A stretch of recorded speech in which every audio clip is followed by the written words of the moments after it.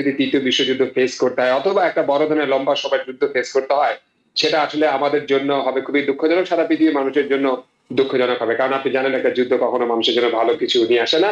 Completely তাদের পারমাণবিক স্থাপনাগুলোকে, পারমাণবিক সক্ষমতাকে অবলিটারেট করা হয়েছে, অর্থাৎ সম্পূর্ণরূপে বিলীন করে দেওয়া হয়েছে। যদি তাই হয় তাহলে এত শীঘ্রই আবার কেন আমরা পৃথিবীর বিখ্যাত নৌভরগুলো সেখানে নিয়ে যাচ্ছি, F-16, F-15, F-22, B-52 বিমান, F-35 বিমান, এবং আমাদের নৌভরগুলো, এবং সেখানে আমরা অনেক যুদ্ধের রসদ এবং সরঞ্জাম সেখানে একত্রিত করছে। আসলে এগুলোর মানে কি? যদি যুদ্ধে একটা লেগে যায়, এর বিনিময়ে লাভ কার হবে? তবে আমি আমার ব্যক্তিগতভাবে মনে করি যে লাভটা হবে ইসরায়েলের। আসলে আমেরিকার কি উদ্দেশ্য হাসিল হতে পারে ইরানের আক্রমণের মধ্য দিয়ে, যদি আক্রমণ করা হয়? ধন্যবাদ। খুবই গতানুগতিক এবং সময়োপযোগী প্রশ্ন। আমাদের আসলে আন্তর্জাতিক বিশ্ব সম্পর্কে ভালো ওয়াকিবহাল হতে হবে, কারণ এর সাথে আমাদের পৃথিবীর অর্থনীতি, রাজনীতি, ভূ রাজনৈতিক বাস্তবতা সবকিছুই ডিপেন্ড করে। কারণ একটা যুদ্ধ যখন আন্তর্জাতিকভাবে হয়ে যায়, যদিও এখানে একটা প্রেডিকশন আছে যে থার্ড ওয়ার্ল্ড ওয়ার শুরু হয়ে যেতে পারে কিনা, কারণ এখানে যে হায়ার স্টেক হোল্ডার যারা আছে ইন্টারন্যাশনালি এন্ড রিজনালি, তারাও এখানে অনেক বেশি প্রত্যক্ষ পরোক্ষভাবে জড়িত, এবং চায়না, রাশিয়াও এখানে অনেকভাবে জড়িত। সুতরাং এমন একটা যুদ্ধ যদি পৃথিবীতে লেগে যায়, আমাদেরকে যদি তৃতীয় বিশ্বযুদ্ধ ফেস করতে হয় অথবা একটা বড় ধরনের লম্বা সময়ের যুদ্ধ ফেস করতে হয়, সেটা আসলে আমাদের জন্য হবে খুবই দুঃখজনক, সারা পৃথিবীর মানুষের জন্য দুঃখজনক হবে। কারণ আপনি জানেন একটা যুদ্ধ কখনো মানুষের জন্য ভালো কিছু নিয়ে আসে না। এবং যেটা আমরা বলি, এবং আমেরিকাতে ডক্টর মার্টিন লুথার কিংও যেটা বলতেন, সেটা হচ্ছে যে bullet can't be solution, always there should be negotiation, diplomacy, এসবের মাধ্যমে আমাদেরকে সলিউশন বের করতে হবে।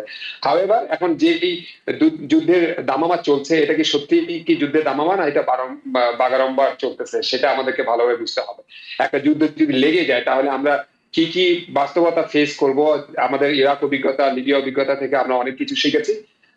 আমি একটু ইতিহাস দিয়ে শুরু করি। আপনারা জানেন 2003 সালের দিকে যখন ইরাক আক্রমণ করা হয়, তার আগে কিন্তু যে ধরনের আমেরিকা এবং ইউরোপ, বিশেষ করে যুক্তরাজ্যের তৎকালীন প্রধানমন্ত্রী টনি ব্লেয়ার যেসব ন্যারেটিভ গুলো মানুষের সামনে নিয়ে আসছিলেন, এটাকে লিগালাইজ করার জন্য, এটাকে বাস্তবতা দেওয়ার জন্য, মানুষকে যেভাবে ভুল বুঝাচ্ছিলেন, ঠিক সেই ধরনের কিন্তু ভুল বুঝাবুঝির অনেক উপাত্ত তথ্য আমরা কিন্তু অনুধাবন করতে পারছি। অর্থাৎ একদিকে আমাদের প্রেসিডেন্ট কিছুদিন আগে, গত বছরের জুন মাসে একটা আক্রমণ করেছেন, 12 দিনে একটা ইসরায়েল ইরান যুদ্ধ হয়েছে। তিনি বলেছেন কমপ্লিটলি তাদের পারমাণবিক স্থাপনাগুলোকে, পারমাণবিক সক্ষমতাকে অবলিটারেট করা হয়েছে, অর্থাৎ সম্পূর্ণরূপে বিলীন করে দেওয়া হয়েছে। যদি তাই হয় তাহলে এত শীঘ্রই আবার কেন আমরা পৃথিবীর বিখ্যাত নৌভরগুলো সেখানে নিয়ে যাচ্ছি, F-16, F-15, F-22, B-52 বিমান, F-35 বিমান, এবং আমাদের নৌভরগুলো, এবং সেখানে আমরা অনেক যুদ্ধের রসদ এবং সরঞ্জাম সেখানে একত্রিত করছে। আসলে এগুলোর মানে কি? এগুলোর মানে কি সত্যি ইরানকে চাপ দিয়ে একটি ডিলের মধ্যে নিয়ে আসা, নাকি এটার মধ্যে দিয়ে সত্যি একটা যুদ্ধ শুরু করা?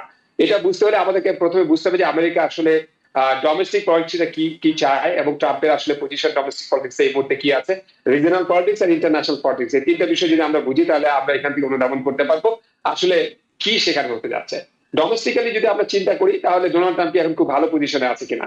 গতকালকে স্টেট অফ ইউনিয়নের আপনি ভাষণে দেখেছেন, আমরা তার কাছ থেকে ইরান বিষয়ে খুব অল্প কথা শুনেছি।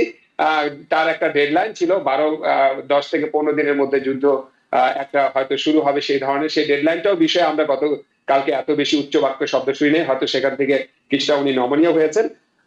আমেরিকার অর্থনীতির অবস্থা কি, আমেরিকার জনমত জরিপ কি, অর্থনীতির অবস্থা এখন এই মুহূর্তে টালমাটাল, যেটা আপনারা বুঝেন, আমিও বুঝি, আমরা সবাই বুঝি। আমেরিকার 70% মানুষ এখন আমেরিকার অর্থনীতি নিয়ে তারা সন্তুষ্ট না, এবং আমেরিকার এই মুহূর্তে একটা যুদ্ধে যাওয়ার জন্য মেজরিটি পিপল এই মুহূর্তে রেডি না।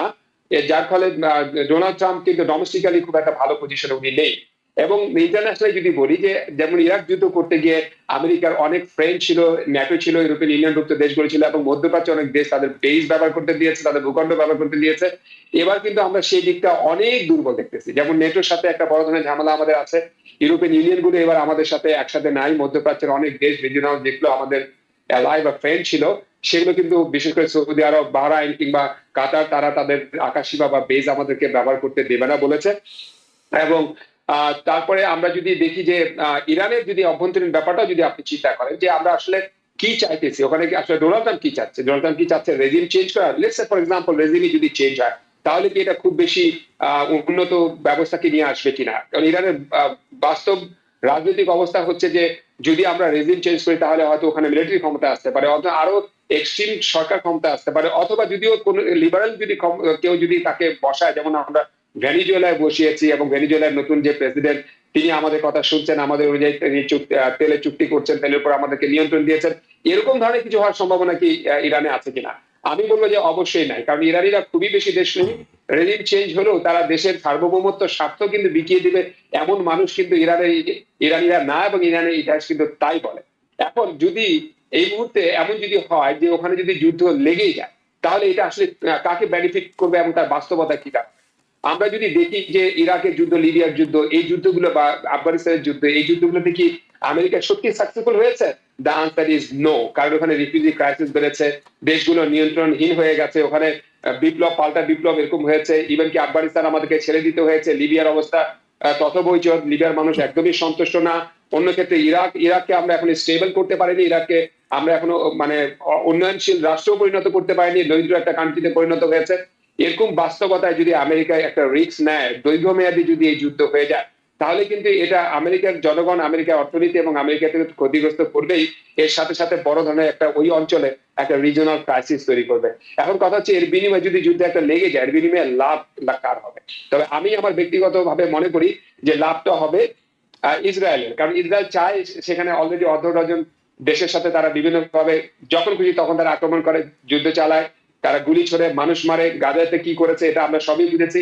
এখন ইসরায়েলের স্বার্থের কারণে যদি যেমন ইসরায়েল আমেরিকাকে ভুল বুঝিয়ে ইরাক যুদ্ধ করিয়ে গেছে, এই ইসরায়েলের ভুল বোঝানোর কারণে যদি আরেকটি ইরান যুদ্ধ হয়, তাহলে এর খেসারত কিন্তু আমেরিকার জনগণ ট্যাক্সপেয়ারকে দিতে হবে। কারণ যুদ্ধে যে খরচ হয়, এই খরচটা কিন্তু আপনার আমার ট্যাক্সের টাকা দিয়ে যায়। আমেরিকার এই অর্থনীতিতে এত পরিমাণ ঝক্কি ঝামেলা বা এত পরিমাণ রিস্ক আসলে আমরা নিতে পারবো কিনা, সেটা একটা বড় বিষয়। তবে হ্যাঁ, ডোনাল্ড ট্রাম্প যেটা চায় সেটা হচ্ছে, আমার কাছে যেটা মনে আপাতত দৃষ্টিতে, সেই চায় একটা যুক্তিসঙ্গত একটা চুক্তি। এই চুক্তির মধ্যে দুটো বিষয় উল্লেখযোগ্য। একটা হচ্ছে অ্যান্টি ব্যালিস্টিক মিসাইল ইরান তৈরি করবে না, যেটা দূর আমেরিকা পর্যন্ত পৌঁছাতে পারে, এবং তারা নিজেদের কোনো ইউরেনিয়াম সমৃদ্ধ করবে না, অর্থাৎ পারমাণবিক অস্ত্র তৈরি করার জন্য তারা কোনো রকম ইউরেনিয়াম সমৃদ্ধ করবে না। এই দুইটা মোটা দাগে কন্ডিশন যদি ইরান অ্যাবসলিউটলি সারেন্ডার করে এবং মেনে নেয়, তাহলে ওখানে আমার মনে হয় যুদ্ধ এড়ানো সম্ভব। আদারওয়াইজ যেভাবে করে আমরা সবকিছু ওখানে সাজিয়েছি, যদি কোনোভাবে যদি ইরান এরকম একটা ডিলে না পৌঁছায়, তাহলে ডোনাল্ড ট্রাম্পের জন্য একটা বড় প্রেস্টিজিয়াস বিষয় হয়ে দাঁড়াবে যে এত সরঞ্জামের পর আমরা ইরানকে কি কিছুই করতে পারলাম না। তবে আমার মনে হয় শেষ পর্যন্ত হয়তো ছোটখাটো একটা যুদ্ধ হলেও হতে পারে, যদি ডিলে পৌঁছানো না যায়। আর যদি ডিলে পৌঁছানো যায়, তাহলে অবশ্যই ডোনাল্ড ট্রাম্প সেটা ক্রেডিট জাতির কাছে তিনি নেবেন, এবং জাতিকে তিনি সেকেন্ড টাইম ইলেকশনের জন্য তার এই ক্রেডিটটাকে তিনি ব্যবহার করবেন তার রিপাবলিকানদেরকে আবার মেজরিটি ধরে রাখার জন্য সিনেট এবং হাউস অফ রিপ্রেজেন্টেটিভে। এখন আমার কাছে আরেকটা বিষয় বলি, সেটা হচ্ছে যে এক্সকিউজ মি, যে এখন আমরা যদি এই যে জেনেভাতে যে আলোচনাগুলো হচ্ছে, এই আলোচনা কিন্তু আমরা কিছু প্রোগ্রেসের কথাও কিন্তু বার্তাও কিন্তু ইতিমধ্যে শুনেছি। আমাদের যে স্টিভ উইকআপ যেখানে যুক্ত আছেন, ডেভিড কুশনার যেখানে যুক্ত আছেন, আমরা আজকে শুনলাম যে কিছু বিষয়ের মধ্যে কিছু সমঝোতা হয়েছে। এখন আরো তাদের আরেক টার্ম তাদের বসার কথা আছে আগামী টিউসডেতে। যদি এর মধ্যে আমরা ভালো কিছু পেয়ে যাই এবং একটা সমঝোতা যদি হয়ে যায়, আমরা সবাই প্রত্যাশা করি যে আসলে এই যুদ্ধটা অ্যাভয়েড করা হোক, এই যুদ্ধটা না লাগে। সারা বিশ্ববাসী চায় এই যুদ্ধ না হোক, ইভেন কি মেজরিটি আমেরিকানও চায় এই যুদ্ধ যেন না হোক। একটা যুদ্ধ কারো কখনো সুফল বয়ে নিতে পারে না। তবে আরেকটা বিষয় আমি এপার্ট ফ্রম দিস একটা বিষয় বলে রাখি, যে ইরান কেন পারমাণবিক অস্ত্রধারী একটা রাষ্ট্র হওয়া উচিত না, এই প্রশ্ন যদি আপনি আমাকে করেন, তাহলে আমি বলবো যে হ্যাঁ, একটা রাষ্ট্র যেটা মনে করেন ইসলামিক চিন্তা চেতনায় বিশ্বাসী, কোনো মনে করেন ধর্মীয় আইন কানুনে বিশ্বাসী এমন একটা দেশ, যে দেশটা গোটা ওয়ার্ল্ড অর্ডারের সাথে একত্রিত হতে চায় না, কিংবা তারা একটা কনস্ট্রাকটিভ গণতন্ত্র চায় না, যেখানে নারীরা পুরুষরা সমানভাবে কাজ করুক, ভোট দিক, কিংবা সবকিছুতে সমানভাবে পার্টিসিপেশন করুক, এমন একটা দেশের হাতে পারমাণবিক অস্ত্র থাকাটা কি আসলে নিরাপদ কিনা, যদি এই প্রশ্ন আমাকে করেন এবং এই প্রশ্ন যদি আমেরিকাদেরকে করেন, তাহলে আমরা মনে করি অবশ্যই আমেরিকার স্বার্থের জন্য এটা অবশ্যই নিরাপদ না। কারণ আপনি দেখছেন ফর এক্সাম্পল, যদি তালেবানদের হাতে আমরা যদি নিউক্লিয়ার ওয়েপন দিয়ে দিই, আপনি একবার চিন্তা করতে পারেন যে নিউক্লিয়ার ওয়েপনটা কিভাবে ব্যবহার হতে পারে। তো আমরাও চাই না পৃথিবীতে এরকম কোনো মানে ধর্মতান্ত্রিক একটা রাষ্ট্রের কাছে এই ধরনের পারমাণবিক অস্ত্র থাকুক। কারণ হচ্ছে ধর্মতান্ত্রিক রাষ্ট্রগুলো যেটা বুঝে যে মরলে শহীদ বাঁচলে গাড়ি, এটাই তো মোরা মরতে রাজি, এমন একটা বিশ্বাসের মানুষের কাছে নিউক্লিয়ার ওয়েপন থাকাটা কতখানি নিরাপদ, এবং এটা নিউক্লিয়ার মুক্ত হলে এটা সারা বিশ্বের জন্য একদিকে কিন্তু ভালো হবে, এটাও কিন্তু একটা যুক্তির বিষয়। তো আমি মনে করি যে আমাদেরকে পুরো ডিটেলস গুলো হাতে আসলেই আমরা কেবল একটা কনক্লুশনে পৌঁছাতে পারবো। আগামী টিউসডে পর্যন্ত আমাদেরকে অপেক্ষা করতে হবে, অপেক্ষা তখন করতে আমরা একটা হবে। ভালো